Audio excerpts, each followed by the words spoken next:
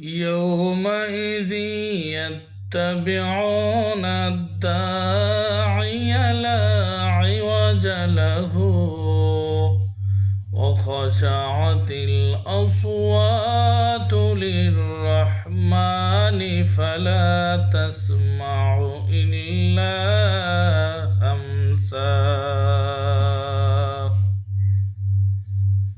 সেই দিন আহ্বানকারীর অনুসরণ করবে,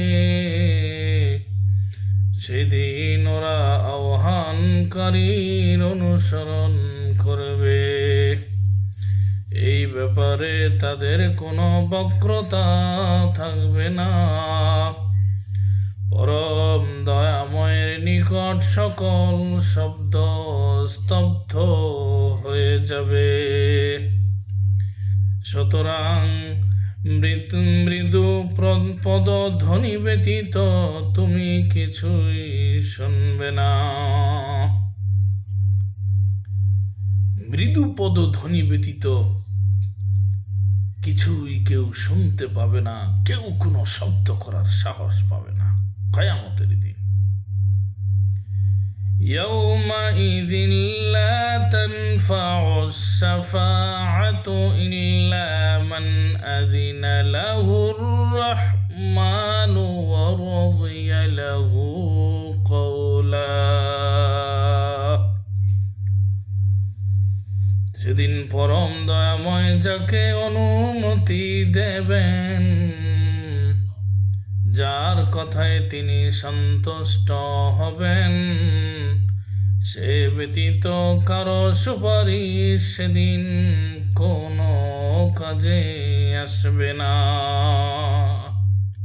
সুবহানাল্লাহ।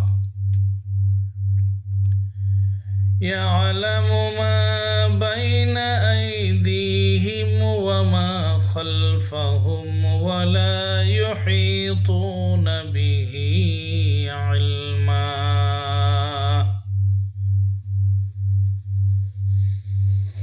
يعلم ما بين أيديهم وما خلفهم ولا يحيطون به علما।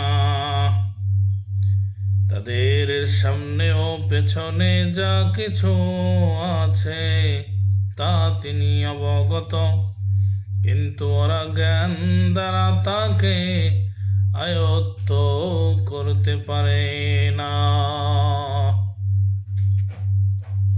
মানুষের সামনে এবং পিছনে যা কিছু রয়েছে সব কিছু আল্লাহ তাআলা অবগত, আল্লাহ তাআলা জানেন, কিন্তু সব মানুষ এটা বুঝতে পারে না।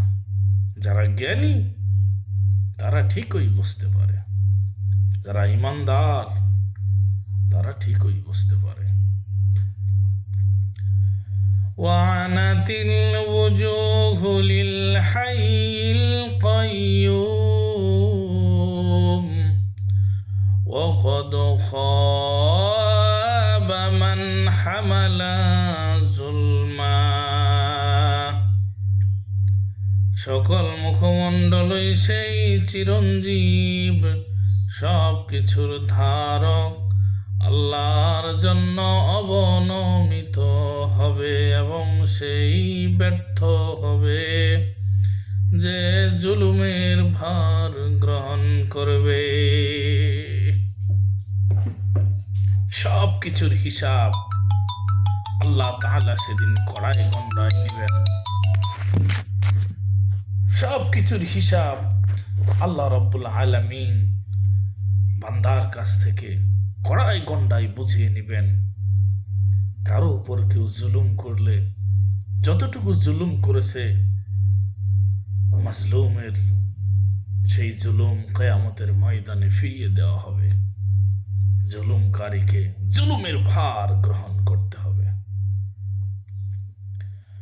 ومن يحمل من الصالحات وهو مؤمن فلا يخاف ظلما ولا هضما। যে বিশ্বাসী হয়ে সৎ কাজ করে তার কোনো অবিচার ও ন্যায্য অধিকার থেকে বঞ্চনার আশঙ্কা নাই। যে ন্যায় কাজ করবে, আমলে সলেহ যার এই দুনিয়াতে থাকবে, সেদিন তার কোনো ভয়, কোনো আশঙ্কা, কোনো শঙ্কা, কোনো কিছুই থাকবে না। কোনো ভয় তাকে স্পর্শ করবে না। সে সে আনন্দে সেদিন থাকবে। আল্লাহ তাআলা সামনে সেদিন খুশি হয়ে যাবে তার জীবনের কর্মের কারণে। আল্লাহ রাব্বুল আলামিন আমাকে আপনাকে সৎ কর্মশীল হওয়ার তৌফিক দান করুন।